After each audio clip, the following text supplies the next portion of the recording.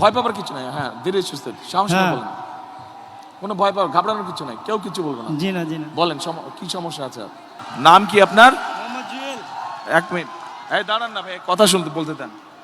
মোহাম্মদ জুয়েল, বাড়ি কোথায়? বাড়ি বরিশাল। আর এখানে কই থাকেন? এখানে বেনারসি মাঠ, বেনারসি মাঠ কোন দিকে? এই যে ডাইন সাইডে। ডান সাইডে। জি, বেনারসি মাঠে। কি করেন? আমি ভ্যান চালাই, ভ্যান চালক। কতদিন থাকেন এখানে? এখানে প্রায় তো 30 বছর যাবত। এই লোক এই এলাকার মানুষ দেখেছেন কেউ কেউ? ঠিক আছে, ঠিক বলছে। আচ্ছা, আপনাদেরই তো একজন না, মানে আমাদেরই একজন। আমিও এলাকার ভোটার, আপনি এখানকার ভোটার? জি, ভোটার। আচ্ছা ঠিক আছে। আচ্ছা, এখন আপনি আমাকে এদিকে সামনে আসেন। আপনি আমাকে এখন বলেন, এই এলাকায় তো আমি প্রার্থী, বিএনপির প্রার্থী। জি জি। তা এখন শুধু এসে তো বক্তৃতা দিলে চলবে না। জি না। আমার কাছে কি আসে, কারণ আমি যদি ইনশাল্লাহ নির্বাচিত হই, ইনশাল্লাহ বিএনপি সরকার গঠন করলে আপনি এলাকার উন্নয়ন চান না, এলাকার মানুষ হিসাবে। ইনশাআল্লাহ আমাদের তো এখানে এখন বস্তি তাহলে বাসী আমাকে সবাই বলেন উন্নয়ন কি চাই। সমস্যা, এই এলাকার কি করতে হবে, কি কি প্রয়োজন? এই এলাকায় আমরা একটা বস্তিবাসী, এখানে আমাদের একটা এটা বস্তি কাছে আছে। নিতে হবে, কাছে নেন। আমরা বস্তিতে থাকি, বসবাস করি।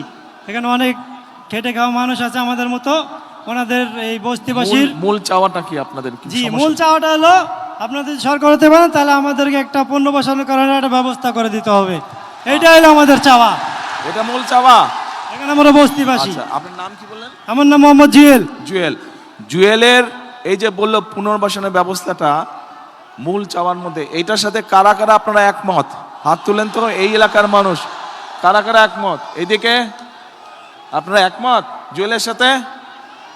এদিকে একমত? আচ্ছা ঠিক আছে, ধন্যবাদ। এরপরে পুনর্বাসন গেল, আরেকটা